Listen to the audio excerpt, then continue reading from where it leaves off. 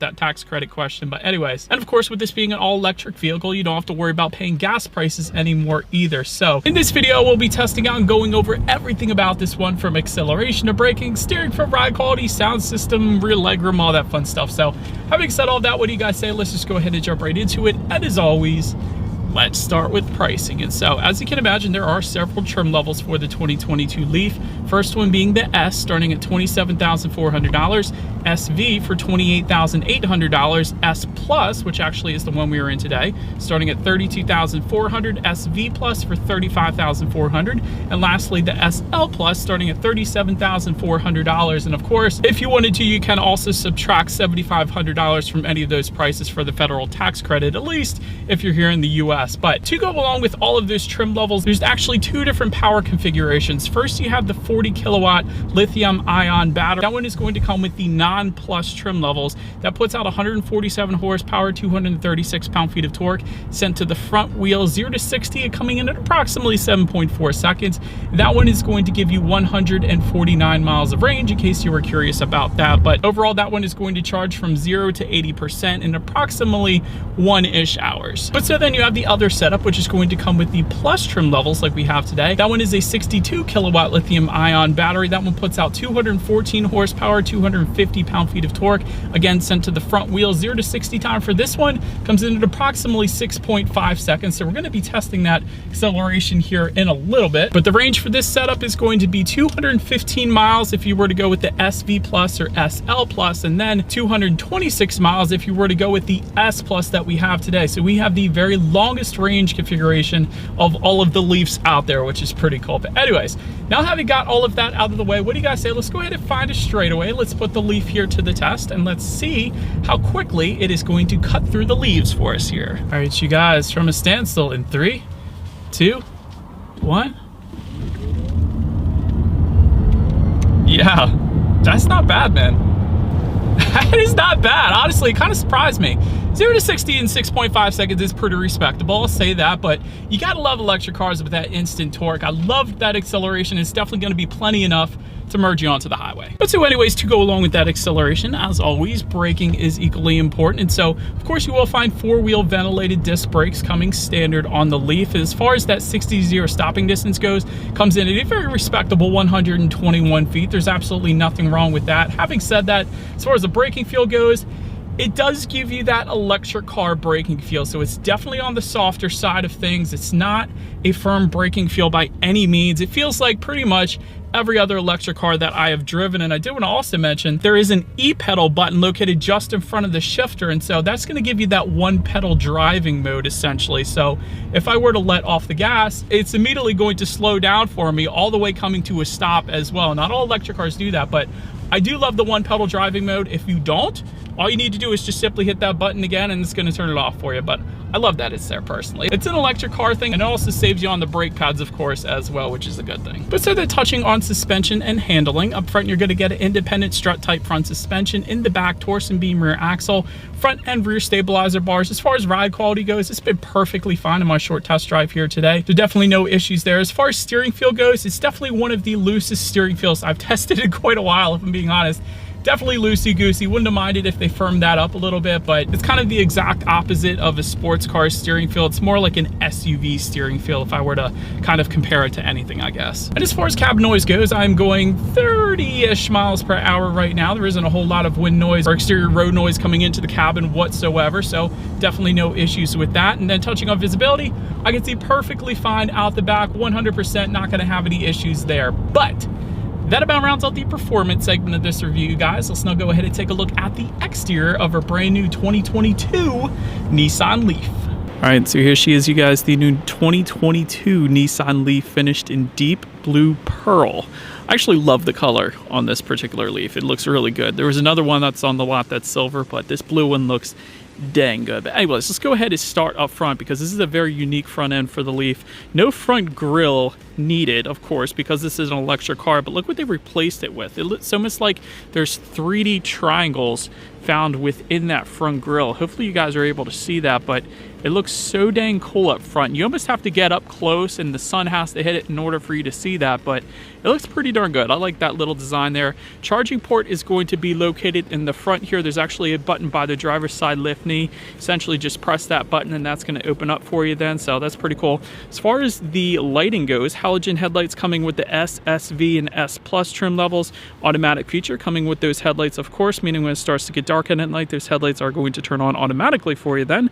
Fog lights are going to come on the SV trims and the SL trim level, and then LED headlights coming with the SV Plus and SL Plus trims, and that is going to include LED signature daytime running lights to go along with that as well. And then you do get a little bit of an added blue accenting on the front lip. You're not going to be able to tell with a blue exterior, obviously, but that is going to be there otherwise. But pretty much rounds out the front end of this one. Let's now go ahead and make our way to the side of the Leaf. All right, so now since we are around to the side of this one, as far as those window surrounds go, you're either going to get a chrome beltline molding or complete black window surrounds, depending upon which configuration that you go with.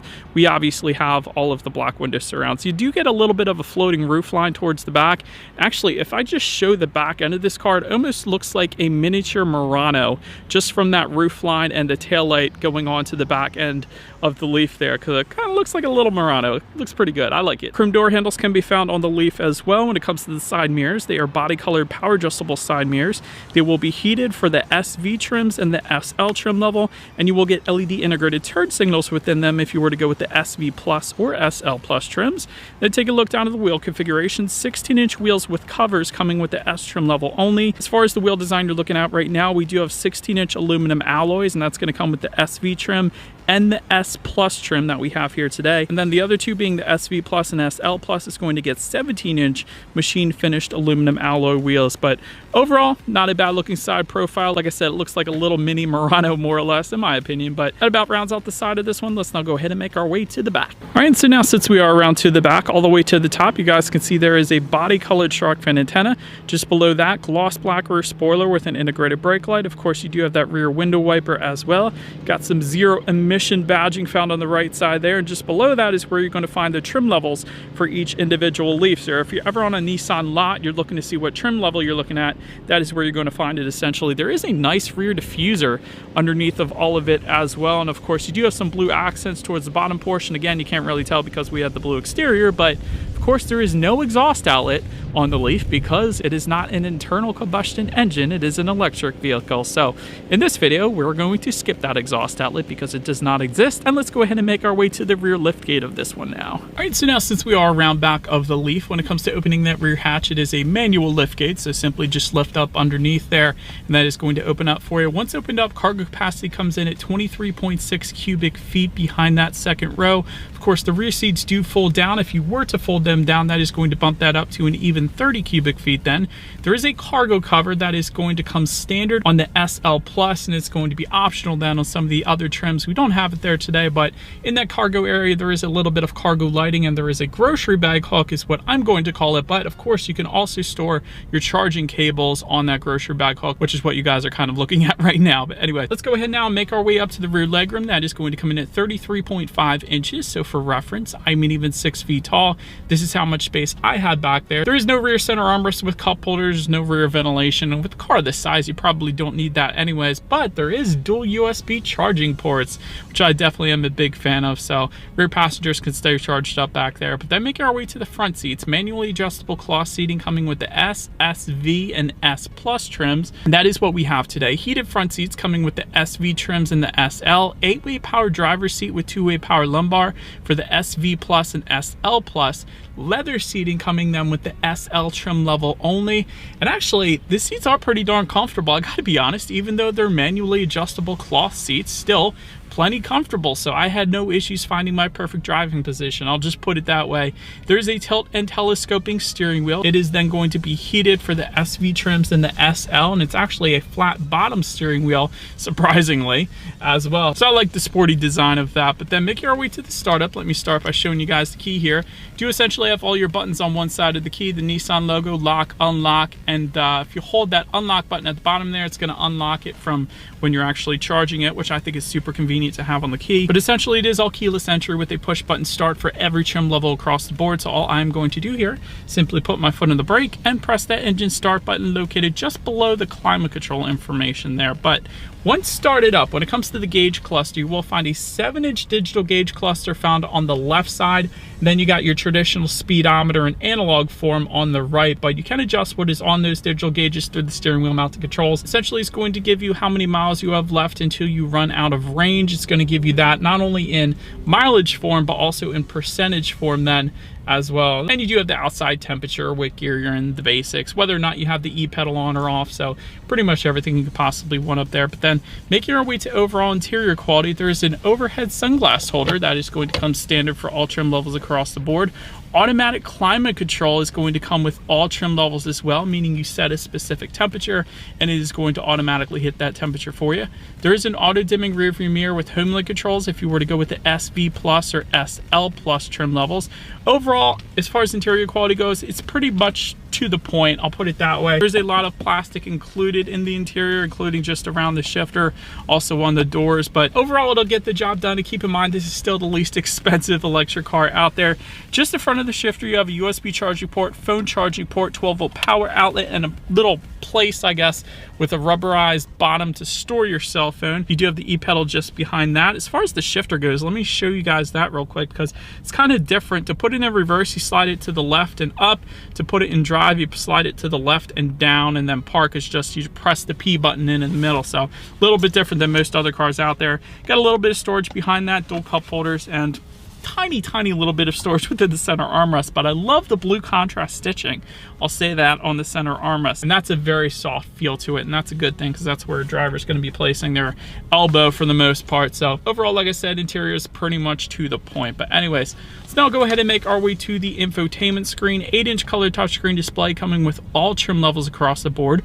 Bluetooth and audio streaming coming with that. Android Auto, Apple CarPlay as well.